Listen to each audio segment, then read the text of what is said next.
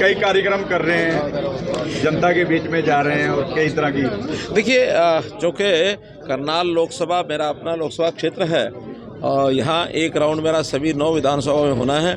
अभी तक मैं जैसे आज नीलोखेड़ी का ये कार्यक्रम हुआ है, इससे पहले घरोंडा में, इससे पहले करनाल में, पानीपत में, ऐसे कुछ कार्यक्रम हो गए हैं। शेष बजे कार्यक्रम अगले 3-4 दिनों के अंदर हर एक विधानसभा में जा करके, आखिर चुनाव प्रचार के दिनों में हर एक की अपनी अपनी भूमिका होती है। मेरी भूमिका यही है कि जो हमारे बहुत प्रतिष्ठित लोग हैं, बहुत समाज में अग्रणी लोग हैं, जिनको हम की वोटर, प्रभावी मतदाता कहते हैं, आखिर इनके सामने भी बहुत तर्कसंगत तरीके से कि हमको आखिर सरकार भारतीय जनता पार्टी की क्यों लोग बनाए। तो उसमें निश्चित रूप से हम कांग्रेस के जो कारनामे हैं उनके समय के 10 साल के, और हमारे जो हमने काम किए हैं जो जनता को पसंद आए हैं, उसका हमको भी प्रसाद पहले मिला भी है। लोकसभा के चुनाव में भी 9 की 9 विधानसभा में हमारी बढ़त रही है, और लोकसभा चुनाव में जब लोगों को बताते रहे हैं तो बहुत अति प्रसन्नता और उन्होंने अपना संतोष व्यक्त किया है कि हाँ, भारतीय जनता पार्टी की सरकार ही ये सारे काम दे सकती है। कांग्रेस के लोग तो इतने बौखला गए हैं कि जो सुधारात्मक काम, सुधारवादी काम हमने किए 10 साल में, उसी को उल्टा पाठ पढ़ाने के लिए लगे हैं, जिस पर लोग विश्वास नहीं करेंगे। क्योंकि जिस प्रकार की नौकरियों की भ्रष्टाचारी नीति कांग्रेस की चलती थी, उन्होंने फिर उस पर बोलना शुरू कर दिया है। हम आएंगे तो हम आपको इतने नौकरियां ला के देंगे। नौकरी हम देने वाले कौन हैं? नौकरी तो जो योग्य व्यक्ति है वो हमसे ले लेता है।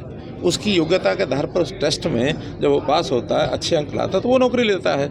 और हमारी नीति ये है कि जो आए, योग्य व्यक्ति आए, जो व्यक्ति आता है वो कम से कम 35 साल तक जनता की सेवा करता है। शमशेर गोगी का एक बयान आया कि पहले हम अपने रिश्तेदारों को लगाएंगे, अपना घर भरेंगे। वही बात मैं कह रहा हूं, और वही बात मैं आपके माध्यम से जनता को बताने की अपील भी करता हूं कि जिस प्रकार का अभी तो जैसा मैंने बताया कि कुछ हुआ ही नहीं है, अभी से बंदरबाट शुरू हो गई है नौकरियों की।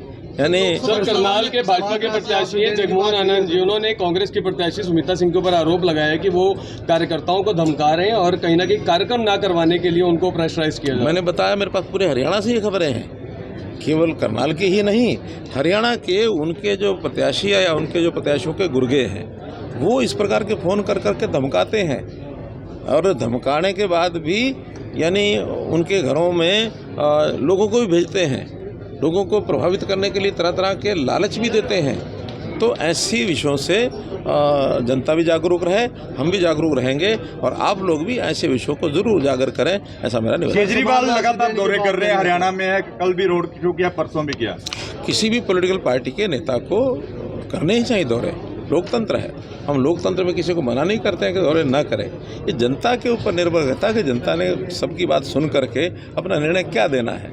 बात वो भी कह रहे हैं, बात हम भी कह रहे हैं, जनता, आप जनता को बता रहे हैं, जनता उसमें से तुलना करेगी। तुलना करने के बाद किसको देगी, किसको नहीं देगी वोट, ये उनकी मर्जी है।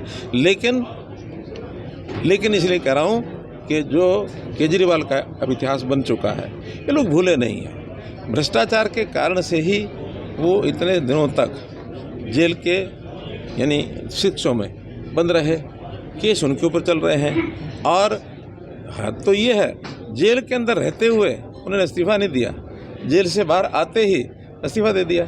क्वेश्चन मार्क है ये कि आखिर बाहर आने के बाद उनको कोई ना कोई तो भय लगा ही है ना, इसलिए ये भयभीत होकर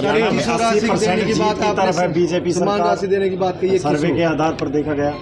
मैं तो कह रहा हूँ कि बीजेपी की तरफ हम अग्रसर हैं, लेकिन चुनाव है तो चुनाव में मेहनत, हमारा नीचे तक का कार्यकर्ता, बूथ लेवल तक का कार्यकर्ता लगातार जब तक पोलिंग नहीं होती तब तक हम आखिरी वोट डलने तक हमारा कार्यकर्ता। प्रधानमंत्री जी 84 रुपये देने की बात की आपने रसोई घर में, उधर से कांग्रेस भी कह रही है हमारा भाजपा ने कॉपी पेस्ट कर लिया। साथ में एक शब्द और भी कहा उन्होंने कि भाजपा ने जनता को धोखा दिया। एक तरफ तो वो कॉपी पेस्ट की बात करते हैं, फिर दूसरी तरफ हमारे उसको धोखा कहते हैं।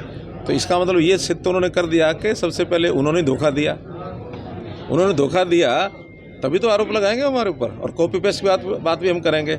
लेकिन कुछ मुद्दे ऐसे होते हैं जो लगातार ये चलते हैं, कुछ समाज कांग्रेस की आवश्यकता बिना पर्ची के जॉब दी गई है, जो कह रहे हैं वो डीसी रेट की नौकरियां दी गई है नहीं 1,45,000 पक्की नौकरियां दी हैं, 25,000 इस भर्ती रोको गैंग ने रुकवा दी हैं। अगर वो नहीं रुकवाते तो ये भी 25,000 नौकरियां और पक्की हो जाती, 1,70,000, जबकि उनके 10 साल के समय में 80,000 नौकरियां मिली। डबल से ज़्यादा हम नौकरियां दे रहे हैं और आगे भी हमने अगले पंचवर्षीय योजना में 2 लाख पक्की नौकरी देने की बात की है।